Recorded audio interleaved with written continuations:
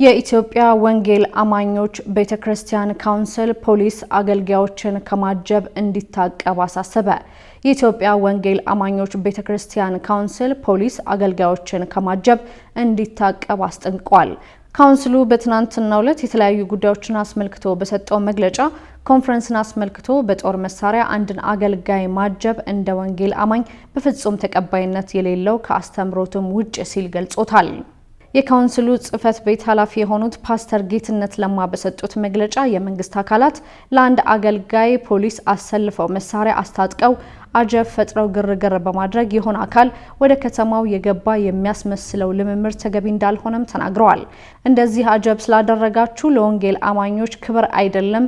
ብዙ አማኞች የመቃብር ስፍራ የላቸውም፣ የማምለኪያ ስፍራ የላቸውም፣ እሱን አድርጉልን ያሉት የካውንስሉ ጸሐፊ ጦሩ የመንግስት ነው፣ ሰራዊቱ የመንግስት ነው፣ አጀባ አያስፈልግም ያሉ ሲሆን እንደዚህ በሚያደርጉ አገልጋዮች ላይ እርምጃ እንደሚወስድም ካውንስሉ አስጠንቅቋል።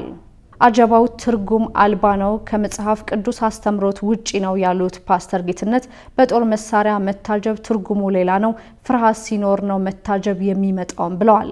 አክለውም አገልጋዩ በፖሊስ የሚታጀቡበት ሌላ ምክንያት እንጂ ወንጌል ለመስበክ አጀባ አያስፈልግም ሲሉ ማስረድተዋል።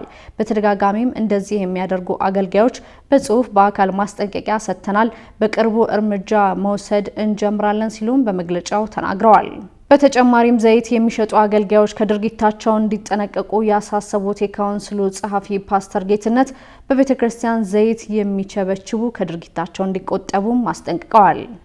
ኮንፈረንስን አስመልክቶ ሲካሄድ የሚደረግ አጀብ በጦር መሳሪያ ታጅቦ ወደ ከተማ የሚገባ ሁኔታ ይሄ የወንጌል አማኞች አስተምህሮ በፍጹም እንቃወማለን። እንደዚህ አይነት ነገር እኛ አንደግፍም። የመንግስት አካላትም አንድ አገልጋይ ወደ ከተማ ሲገባ ፖሊስ አሰልፈው ጦር መሳሪያ ሲይዘው አጀብ ፈጥረው ግርግር ተፈጥሮ ከተማው ላይ ሌላ አካል የገባ እስኪመስል ድረስ እንደዚህ ማድረግ ተገቢ ነው ብለን እናምነው። ይሄ እንደዚህ ማድረጋቸው ለወንጌል አማኞች ክብር መስጠትም አይደለም። የመቃብር ስፍራ አጥቶ የሚቸገር ምዕመናን ስላለ የመንግስት አካላት እሱን ያርጉልን። አንድ ነብይ በመኪናና በመሳሪያ ከሚያጅቡልን የጸሎት ቤት አጥቶ የሚቸገር በክራይ ቤት የሚሰቃይ ብዙ አገልጋይ አለ። የመቃብር ስፍራ አጥቶ የሚቸገር ብዙ ህዝብ አለ። መንግስት እሱን ይስራልልኛ። አጀብ ግን ለምን ያስፈልጋል? ጦሩ የመንግስት ነው፣ ሰራዊቱ የመንግስት ነው እና ከተማው ላይ አንድ ኃይል የገባ እስኪመስል ድረስ የሚፈጠሩ ግርግሮች ተገቢ አይደሉም። እሱ ላይም ካውንስሉ እርምጃ ወስዷል። እንደዚህ የሚያደርጉ አገልጋዮች የተለያየ ስያሜ ያላቸው አገልጋዮች ሊታረሙ ይገባል ብለን በጥብቅ ነው እኛ ይሄን የምንቃወመው። ፈጽሞ የወንጌል አማኞች ኢሜጅም አይደለም፣ መጽሐፍ ቅዱሳዊም አይደለም። ምንድነው ትርጉሙ? በመሳሪያ ታጅቦ በዛ ሁሉ ግርግር ወደ አንድ ከተማ መግባት ምንድነው ትርጉሙ? መጽሐፍ ቅዱሳዊ ቤኔፊቱ ቫልዩ ምንድነው? እሱ ነው ትርጉም አልባ ነው ለኛ። ስለዚህ እንደዚህ አይነት ነገሮችን ሁሉ አስመልክቶ በቅርቡ እንሰጣለን መግለጫ።